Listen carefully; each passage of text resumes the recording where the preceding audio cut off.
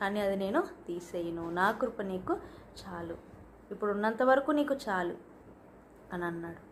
కానీ వేరే వ్యక్తులమైతే దేవునికి నేను ఇంత సేవ చేస్తున్నాను కదా, ఇంతగా నేను దేవుని కోసం ప్రయాసపడుతున్నాను కదా, కానీ దేవుడు నాలోంచి అనారోగ్యాన్ని ఎందుకు తీసివేయడు అని చెప్పేసి మనం అనుకుంటూ ఉంటాం. కానీ పౌలు ఏమన్నాడంటే, నేను ఎప్పుడైతే బలహీనుడిని అప్పుడే నేను బలవంతుడిని.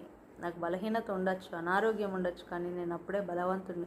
కానీ అంతేగాని నాకేదో బలహీనత ఉందని, దేవుడు నాకేదో ఎంత చేసినా కానీ ఆయనకి నాకు ప్రతిఫలం లేదని చెప్పేసేసి ఆయన విడిచిపెట్టడానికి ఇష్టపడలేదు. కానీ దేవుడు చెప్పిన మాటల్ని ఆలకిస్తూ వచ్చాడు.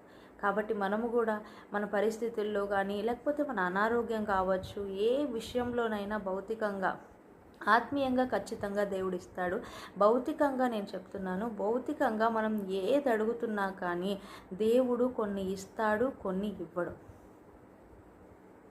ఇక్కడ పౌలుకి అనారోగ్యం ఉన్నప్పుడు దేవుడు ముమ్మారు పౌలు ప్రార్థన చేసినా కానీ దాన్ని తీసేయడానికి ఇష్టపడలేదు. ఎందుకంటే పౌలుకు అది అవసరం. అది ఉంటేనే తన ఆత్మీయ జీవితం ముందుకు వెళ్తుంది, దాని ద్వారా దేవునికి మహిమ కలుగుతుంది.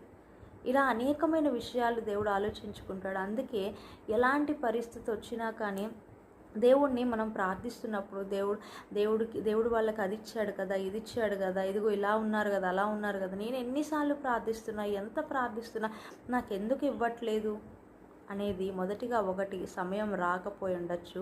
రెండవది ఏంటి అని అంటే, దేవుడికి అది వద్దు మన లైఫ్లో.